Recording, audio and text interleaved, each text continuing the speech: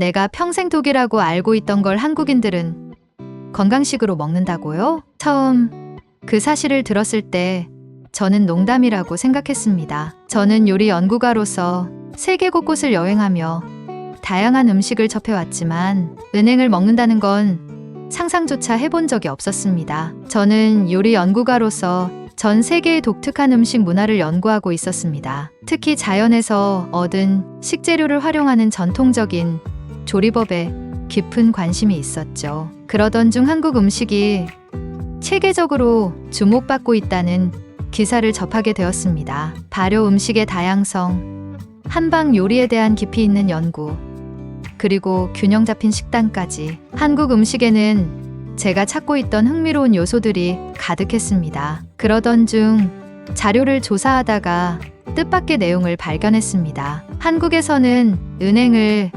건강식으로 먹는다는 것이었죠. 저는 순간 눈을 의심했습니다. 제가 평생 독이라고 알고 있던 은행을요?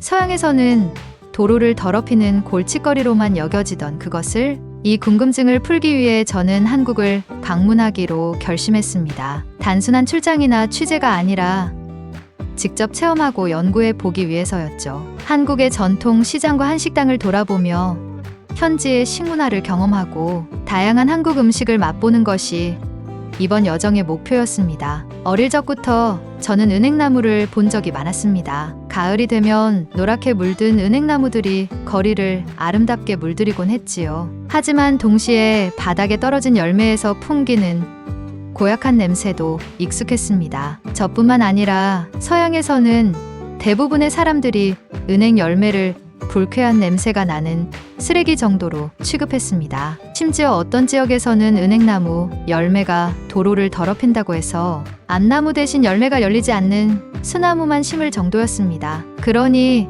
제가 은행을 음식으로 먹는다는 이야기를 듣고 당황할 수밖에 없었습니다. 한국으로 출장을 오기 전 저는 한국 음식에 대해 미리 조사해 보았습니다. 김치, 불고기, 비빔밥 같은 유명한 음식들은 이미 익숙했지만 한국 사람들이 다양한 나물과 견과류를 건강식으로 챙겨 먹는다는 점이 흥미로웠습니다. 그러다 우연히 은행구이라는 음식을 알게 되었고 깜짝 놀랐습니다. 은행을 불에 구워 먹는다고요?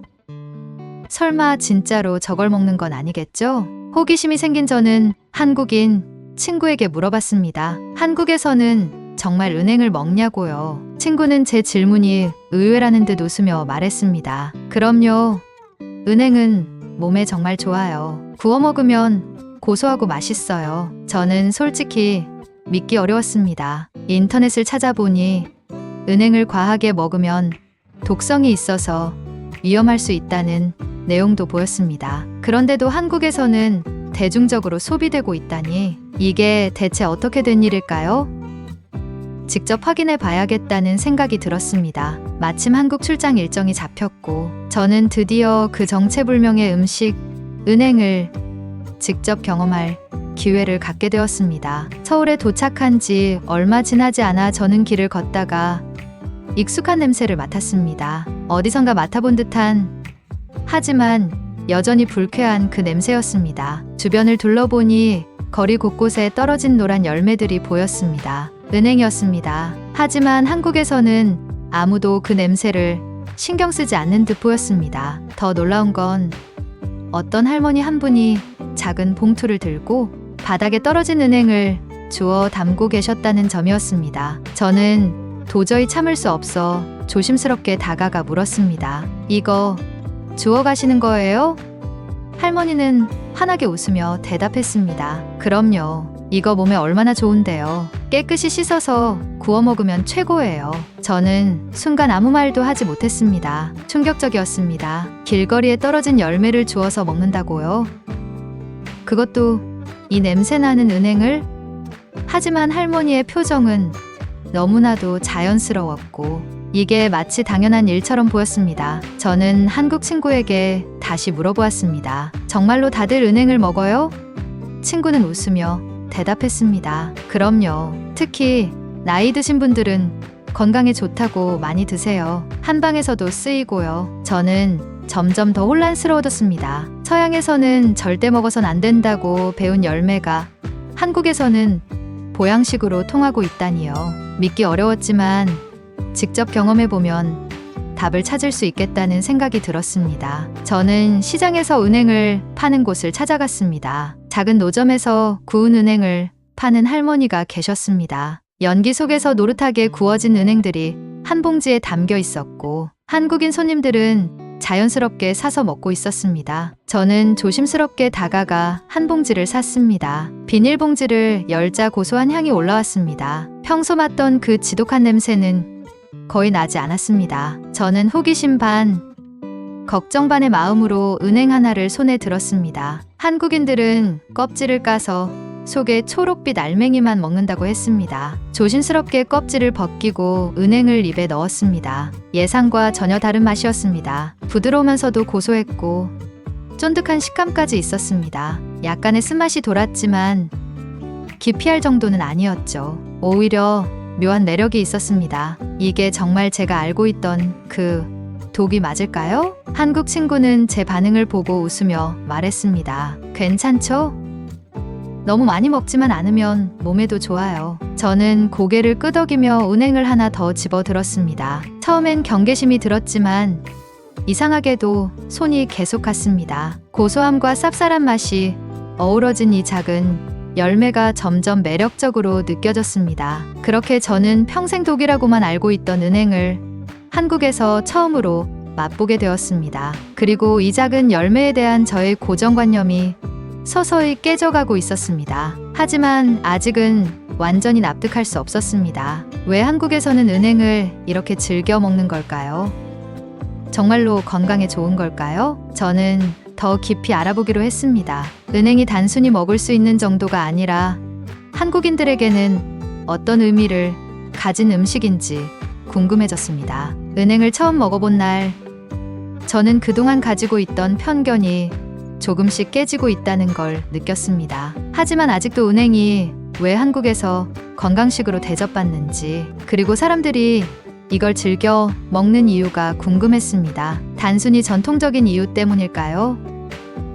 아니면 정말로 건강에 큰 도움이 되는 음식일까요? 한국에서 지내는 동안 더 많은 것을 경험하고 직접 확인해 보기로 했습니다. 며칠 후 저는 전통시장에서 한국인 친구와 함께 장을 보러 갔습니다. 시장 곳곳에서는 제게 익숙한 음식들과 낯선 식재료들이 뒤섞여 있었습니다. 그리고 그중 하나가 바로 은행이었습니다. 가을이 되면서 시장 곳곳에서 은행을 쉽게 볼 수 있었습니다. 어떤 가게에서는 껍질이 벗겨진 상태로 판매하고 있었고, 또 어떤 가게에서는 생은행을 한 봉지 가득 담아 팔고 있었습니다. 심지어 한약재 가게에서도 은행을 판매하는 걸 보고 깜짝 놀랐습니다. 저는 친구에게 물었습니다. 여기서도 은행을 팔아요?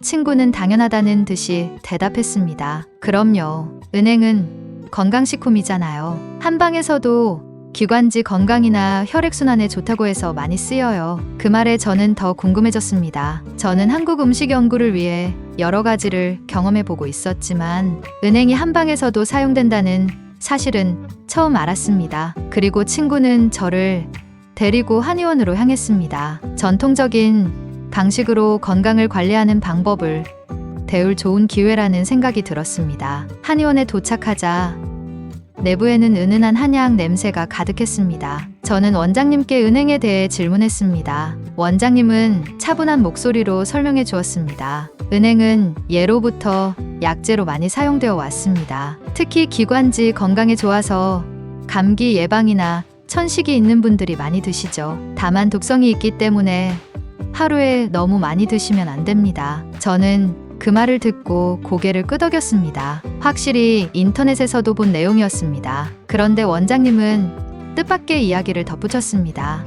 옛날에는 은행을 그냥 먹지 않고 다양한 방법으로 조리해서 먹었어요. 요즘도 전골이나 죽, 떡 등에 넣어서 먹는 경우가 많죠. 한국분들은 이런 전통을 이어오면서 자연스럽게 은행을 받아들이게 된 거예요. 그 이야기를 듣고 저는 은행이 단순히 건강식일 뿐만 아니라 오랜 시간 한국 음식 문화 속에 자리 잡고 있었다는 사실을 깨달았습니다. 서양에서는 건강보조제 형태로만 접하는 은행이 한국에서는 다양한 방식으로 요리되어 일상 속에서 자연스럽게 소비되고 있었습니다. 그날 저녁, 저는 한국 친구의 가족과 함께 저녁 식사를 하게 되었습니다. 친구의 어머니께서는 특별히 한국식 전통 요리를 만들어 주셨는데 그중 하나가 바로 은행이 들어간 전골이었습니다. 김이 모락모락 나는 국물 속에 여러 가지 재료와 함께 은행이 둥둥 떠 있었습니다. 친구 어머니께서는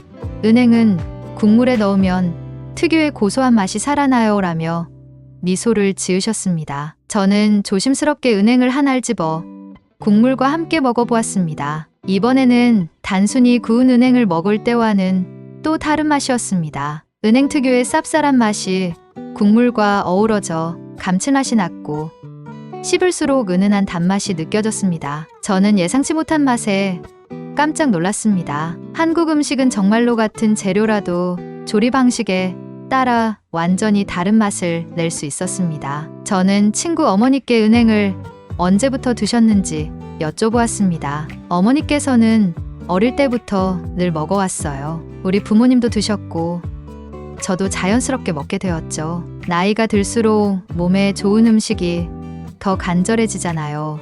라고 말씀하셨습니다. 저는 그 말을 듣고 한국인들에게 은행이 단순한 식재료가 아니라 세대를 거쳐 내려온 전통적인 건강식이라는 점을 깨달았습니다. 그렇게 저는 점점 은행에 대한 새로운 시각을 가지게 되었습니다. 하지만 여전히 한 가지 의문이 남아 있었습니다. 왜 서양에서는 은행을 먹지 않을까? 단순히 냄새 때문일까요?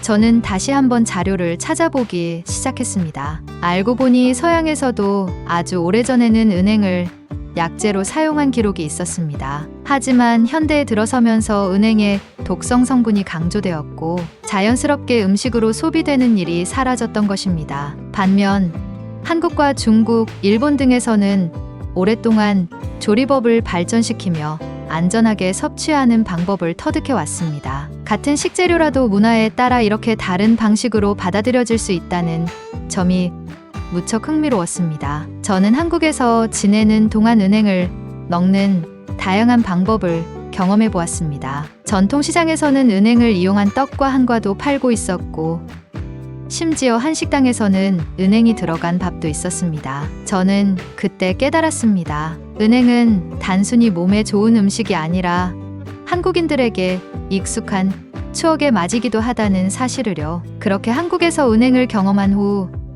저는 이 작은 열매가 단순히 먹을 수 있느냐 없느냐의 문제가 아니라 문화적으로 얼마나 큰 의미를 가질 수 있는지에 대해 깊이 생각하게 되었습니다. 저는 이제야 왜 한국인들이 거리에서 은행을 줍고 집에서 요리해 먹으며 건강을 위해 꾸준히 섭취하는지 이해할 수 있을 것 같았습니다. 하지만 한국에서의 은행 체험은 여기서 끝나지 않았습니다. 저는 이후 한 가지 사건을 겪으며 은행에 대한 생각이 더욱 바뀌게 되었습니다. 처음에는 단순한 건강식이라고 생각했던 은행이 저에게는 더 깊은 의미로 다가오는 계기가 되었죠. 한국에서 은행을 경험하면서 저는 이 작은 열매가 단순한 건강식이 아니라 한국 문화 속에서 깊은 의미를 가지고 있다는 것을 알게 되었습니다. 하지만 여전히 제 안에는 완전히 해결되지 않은 의문이 남아 있었습니다. 서양에서는 위험하다고 금기시되는 은행을 한국에서는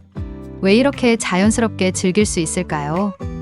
정말 독성이 문제가 되지는 않는 걸까요? 그리고 이 열매를 먹는 것에 대해 한국인들은 어떤 생각을 가지고 있을까요? 이 의문을 풀기 위해 저는 보다 깊이 있는 경험을 해보기로 했습니다. 마침 한국에 오래 거주한 외국인 친구가 있었는데 그는 한국의 전통 음식에 대한 이해가 깊었습니다. 저는 그 친구에게 전화를 걸어 한국에서 은행을 넣는 문화에 대해 자세히 알고 싶다고 말했습니다. 친구는 반가운 목소리로 저를 초대했고 그날 저녁 그의 집에서 함께 저녁을 먹기로 했습니다. 그가 차려놓은 저녁 식탁에는 다양한 한국 음식이 올라와 있었습니다. 그리고 그 중에는 제가 예상치 못했던 요리가 있었습니다. 은행이 들어간 삼계탕이었습니다. 저는 삼계탕은 여러 번 먹어봤지만 은행이 들어간 버전은 처음이었습니다. 친구는 은행이 삼계탕에 들어가면 국물 맛이 더 깊어지고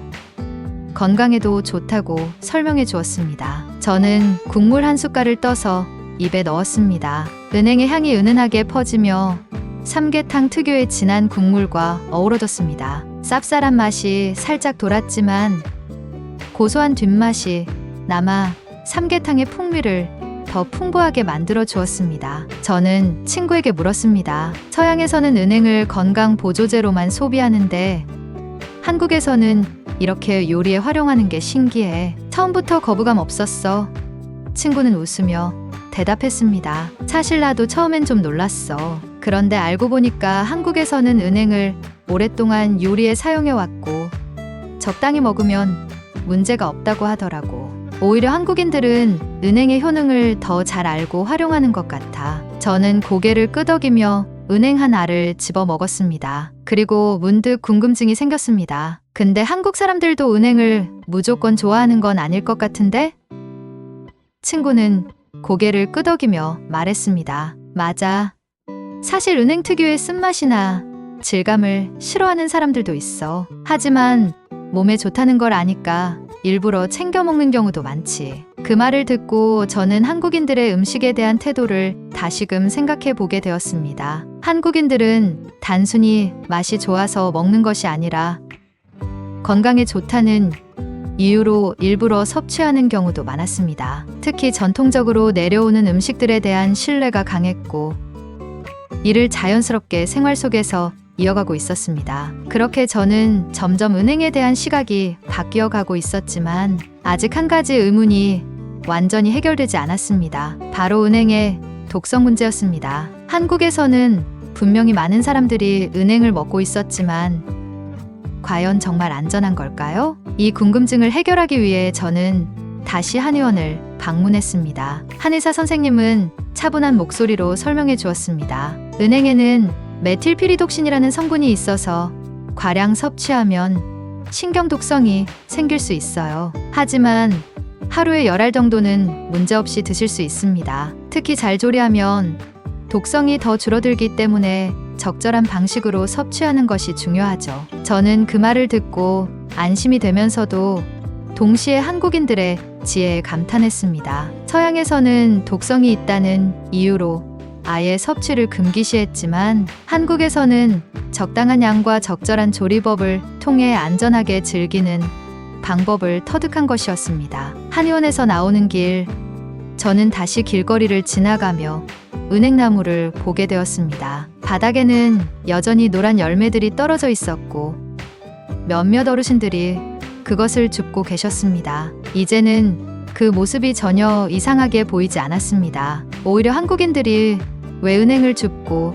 정성껏 조리해서 먹는지 이해할 수 있을 것 같았습니다. 하지만 저는 한 가지 사건을 겪으며 생각이 완전히 바뀌게 되었습니다. 한국에서 은행을 단순한 건강식이 아닌 더욱 특별한 의미로 받아들이게 된 계기였습니다. 그날 저녁, 저는 숙소로 돌아와 한국에서 경험한 은행에 대한 이야기들을 정리하고 있었습니다. 은행이 단순한 식재료가 아니라 오랜 전통과 지혜가 담긴 건강식이라는 점을 알게 되었지만 여전히 뭔가 부족하다는 느낌이 들었습니다. 한국인들에게 은행이 어떤 의미인지, 그리고 왜 이토록 자연스럽게 삶 속에 자리 잡았는지 더 깊이 이해하고 싶었습니다. 그러던 중 저는 우연히 은행나무 축제가 열린다는 소식을 듣게 되었습니다. 은행나무가 많은 지역에서는 매년 가을마다 은행나무 축제를 열어 황금빛 가로수를 즐기고 전통 음식을 맛볼 수 있다고 했습니다. 저는 망설이지 않고 축제에 가보기로 했습니다. 축제에 도착하자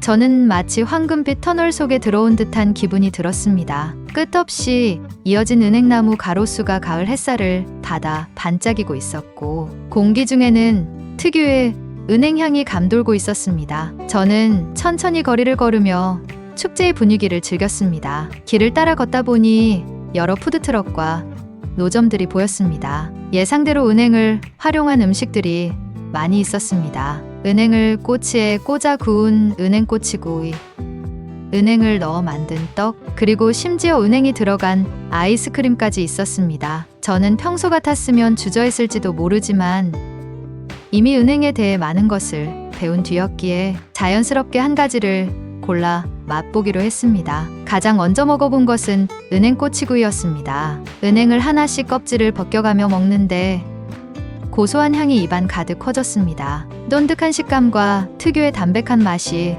조화를 이루고 있었습니다. 저는 순간 이 작은 열매가 왜 한국에서 사랑받는지 알 것 같았습니다. 그냥 맛이 좋아서가 아니라 이 속에는 건강에 대한 지혜와 계절을 즐기는 여유가 함께 담겨 있었던 것입니다. 축제를 구경하던 중 저는 한 노부부가 천천히 걸으며 은행나무를 바라보는 모습을 보게 되었습니다. 그분들은 손을 꼭 잡고 있었고 마치 오래된 친구처럼 나무를 바라보며 이야기를 나누고 있었습니다. 저는 궁금한 마음에 조심스럽게 다가가 은행나무에 대해 여쭤보았습니다. 할아버지는 눈가에 잔잔한 미소를 띠며 천천히 말을 이어갔습니다. 이 나무들은 내가 어릴 때부터 늘 곁에 있었어요. 친구들과 뛰놀던 골목에도 학교 가는 길목에도 있었죠. 가을이 오면 주워온 은행을 어머니께서 정성껏 구워주셨고 우리는 둘러앉아 도란도란 이야기를 나누며 먹었지요. 그때의 따뜻한 냄새가 아직도 기억납니다. 은행은 단순한 건강식이 아니라 가족과 함께했던 따뜻한 추억이 깃든 음식이었던 것입니다. 한국인들에게 은행은 그냥 길거리에 떨어지는 열매가 아니라 계절의 변화를 느끼고 가족과 함께 나누는 음식이었던 것입니다. 축제를 마치고 돌아오는 길, 저는 창밖을 바라보며 생각에 잠겼습니다. 서양에서는 독이 될 수 있다는 이유로 배척했던 은행을 한국에서는 오랫동안 전통적인 방식으로 조리하고 적절히 섭취하며 삶 속에서 자연스럽게 받아들이고 있었습니다. 저는 이 차이가 단순히 음식 문화의 차이가 아니라 자연과 함께 살아가는 태도의 차이에서 비롯된 것이 아닐까 하는 생각이 들었습니다. 한국에서는 자연이 주는 것들을 그저 소비하는 것이 아니라 조화롭게 받아들이고 최적의 방식으로 활용하는 지혜를 쌓아왔습니다. 은행을 건강에 좋은 음식으로 만들기 위해 조리법을 발전시켰고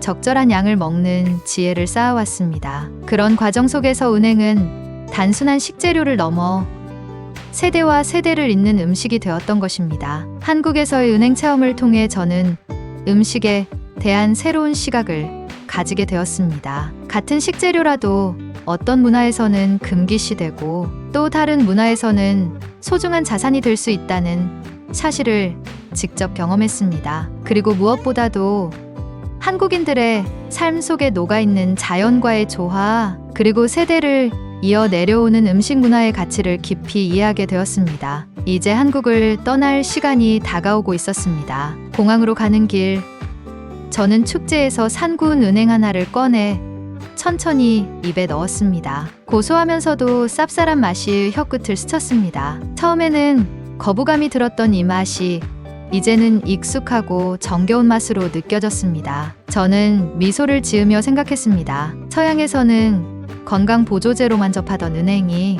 이제는 제게 한국의 따뜻한 기억을 떠올리게 해주는 특별한 음식이 되었다는 것을요. 한국에서 배운 이 경험을 저는 잊지 못할 것입니다. 그리고 언젠가 다시 한국을 방문하게 된다면 가을이 되면 거리에서 은행을 줍고 계신 어르신들의 모습을 보며 미소를 짓겠지요. 이제는 저도 그 의미를 알 것 같습니다. 언젠가 다시 한국을 방문하면 거리에서 은행을 줍는 어르신들을 보며 미소 짓겠지요. 그리고 저도 그 자리에서 은행 하나를 손에 들고 그 맛을 다시 음미할 것입니다.